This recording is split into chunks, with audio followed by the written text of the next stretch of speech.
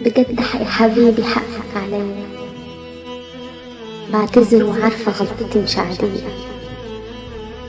سامحتني كتير لكن ما عرفتش قد ايه حبك كبير، ولما رحت بعيد محتاجة حضنك تاني والندم بيزيد، وسكوتي على دليل على اني مش بخير. ارجع وسامحني، ارجع وسامحني، ولو كنت في يوم اهملت حبك فانا دلوقتي بقولك بحبك. ولو كنت في يوم اهملت حبك فانا دلوقتي محتاجة حضنك. مش بقول كنت بحبك، لكن لما بعدت حسيت بحبك.